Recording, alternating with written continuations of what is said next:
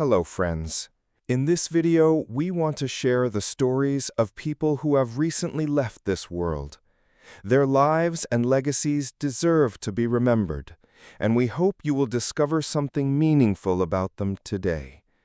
Before we begin, please subscribe to our channel and give this video a like. Now, let's get started. Died on September 14, 2025. Bob Goodenow, aged 72, was one of the most influential figures in the business of ice hockey. A man who never wore an NHL sweater, but profoundly shaped the lives of those who did. From 1992 to 2005, he served as the executive director of the National Hockey League Players Association. And in that role, he became a central figure in labor negotiations, player rights, and the modernization of the sport's professional structure. He will be remembered as a determined advocate for the players, someone who was unafraid of conflict if it meant securing a fairer system for those he represented. Born on October 29, 1952, in Dearborn, Michigan, Goodenow grew up immersed in the culture of American hockey. At Harvard University, he played as a defenseman and served as captain of the men's hockey team, earning a reputation for leadership, intelligence, and a steady presence on the ice.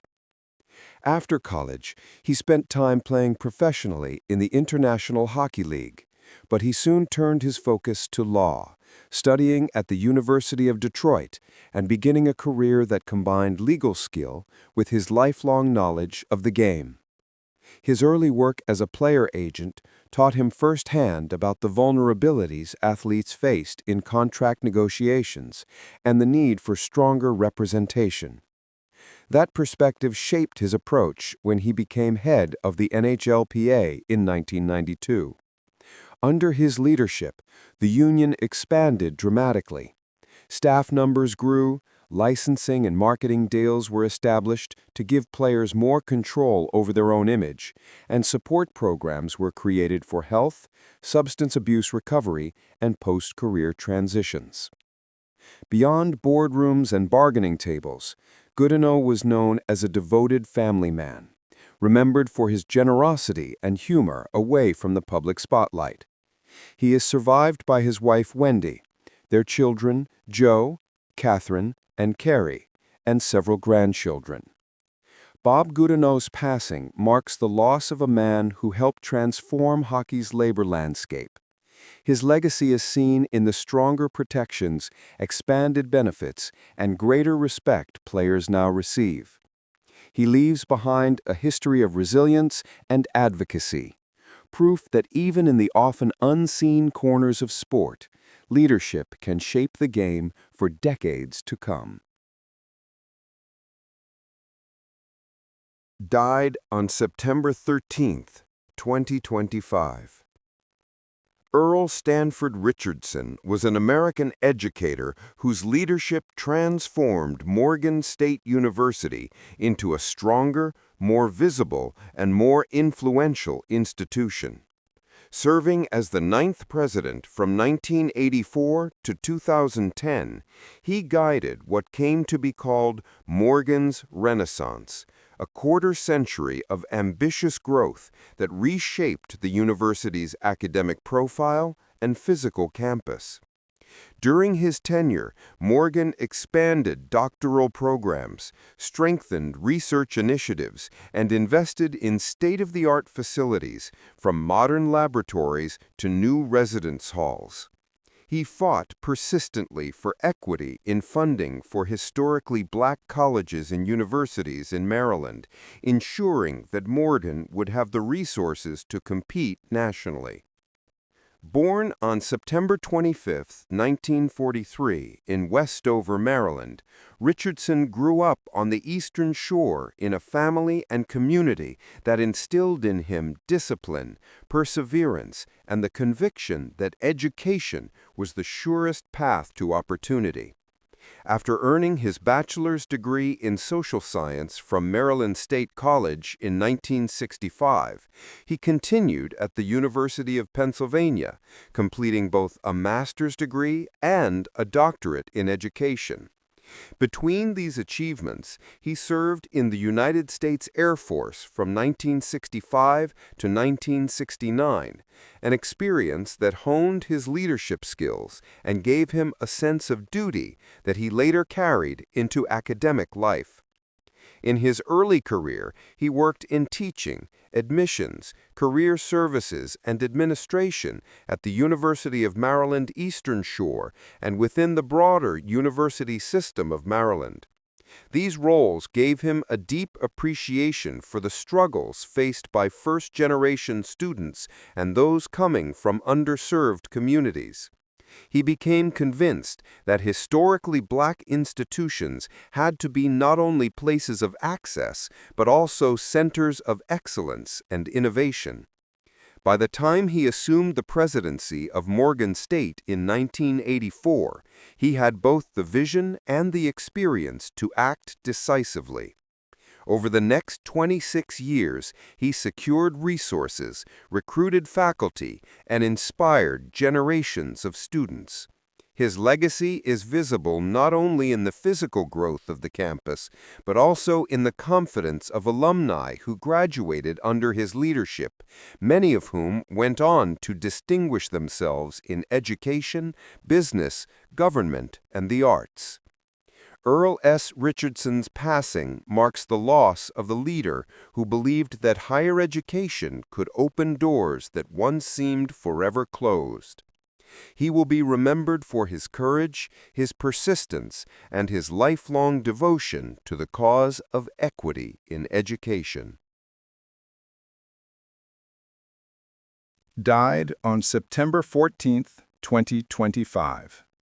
Charlie Rosen, aged 84, was one of basketball's most distinctive voices, a man who lived the game from the inside out as a player, coach, teacher, and writer. To many, he was as much a storyteller as a strategist, someone who could explain the beauty and the flaws of basketball with the same sharp eye. He will be remembered for his uncompromising analysis, his wide-ranging novels and histories about the sport, and for the generations of players and readers who learned to see the game differently because of him. Born on January 18, 1941, in the Bronx, New York, Rosen grew up in a city where playground courts were classrooms, and toughness was as important as talent. He starred at Hunter College from 1959 to 1962, setting school records in scoring and rebounding, and earning Most Valuable Player honors each season. His playing career continued briefly in the Eastern Professional Basketball League with the Scranton Miners, but his interests stretched beyond the hardwood. He studied literature, taught English at Hofstra University, and began blending the discipline of language with the rhythms of basketball. Coaching brought him back fully into the sport. Rosen served as an assistant and head coach in the Continental Basketball Association, working with the Albany Patroons, Rockford Lightning, Oklahoma City Cavalry, and Savannah Spirits, among others. He also coached at SUNY New Paltz, where he led the women's program. Known for his candor and creativity, he was never a conventional coach, but his teams absorbed his deep understanding of spacing, defense, and discipline. At the same time, Rosen was building a second career as one of basketball's most prolific writers. Over the years, he published more than a dozen books. Novels like The House of Moses All-Stars and The Cockroach Basketball League. Histories such as Perfectly Awful, the Philadelphia 76ers' horrendous and hilarious 1972-1973 season, and numerous works of journalism and analysis. His style was blunt, witty, sometimes controversial, but always rooted in a genuine love of the game. Longtime readers admired his ability to capture both the grandeur of the NBA and the grit of minor leagues, to celebrate great players while also exposing the sport's darker corners. Charlie Rosen's passing closes a chapter in the cultural history of basketball. He will be remembered not only for his accomplishments on the court and the sideline, but also for the way he gave voice to the soul of the game. His legacy endures in the players he coached, the colleagues he inspired, and the readers who found in his words both knowledge and passion. For basketball, he was more than a participant. He was one of its most vivid interpreters.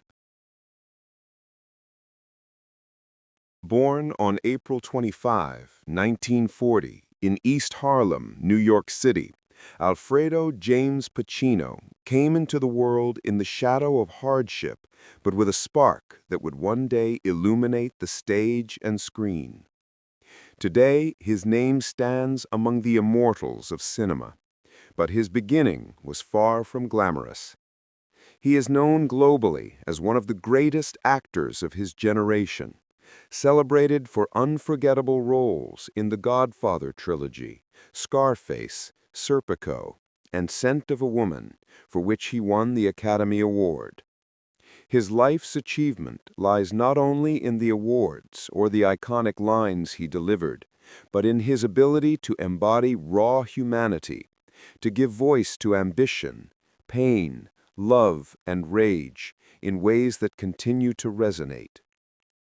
Al Pacino was born to Salvatore and Rose Pacino, children of Italian immigrants who had settled in New York.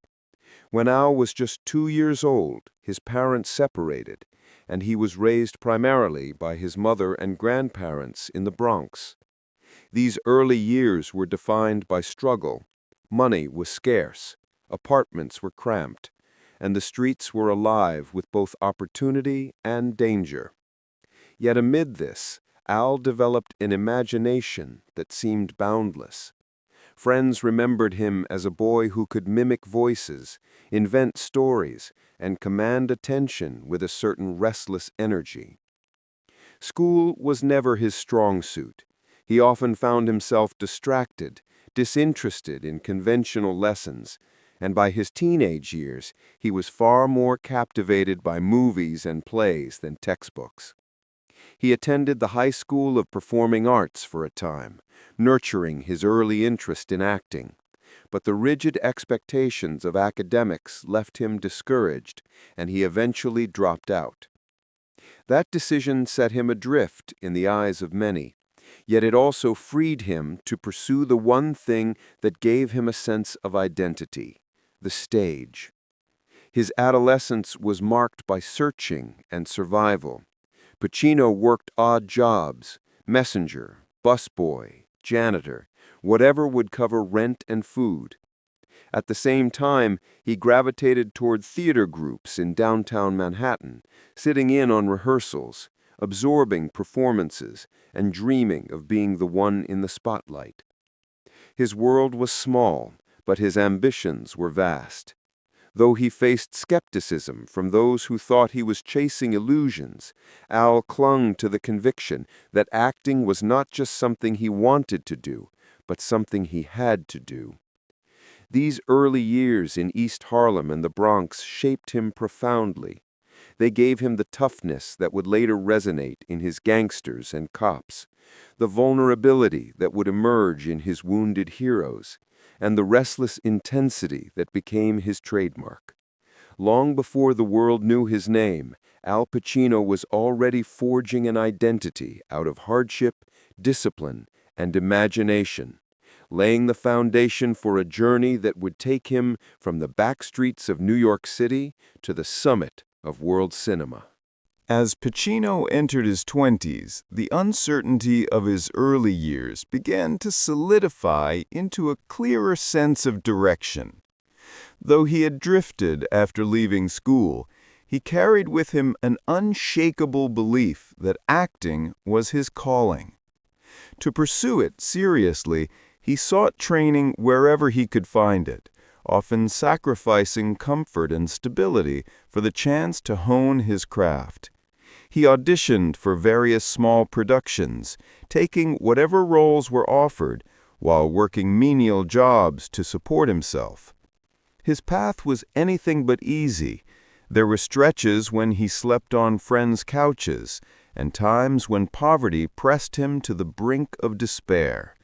Yet through it all, he clung to the dream of becoming an actor of consequence, someone who could communicate truths that lay hidden in ordinary life. A turning point came when Pacino was accepted into the HB studio, where he studied under the guidance of Charlie Lawton, who would become a mentor and lifelong friend.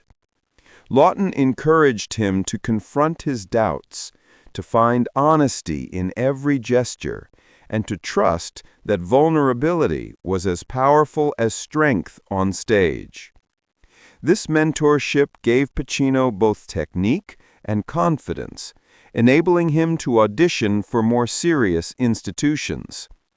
His persistence eventually led him to the Actors Studio, where he trained under the legendary Lee Strasberg, immersing himself in the method approach that emphasized emotional truth and deep psychological exploration.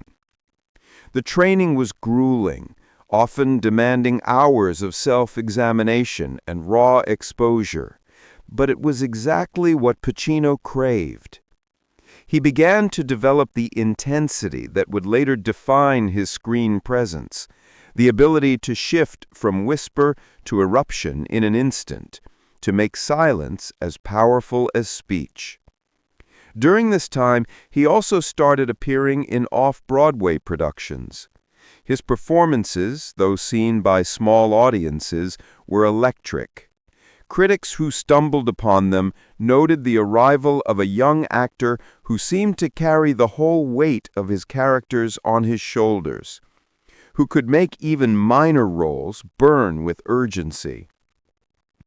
The late 1960s became the proving ground for his craft.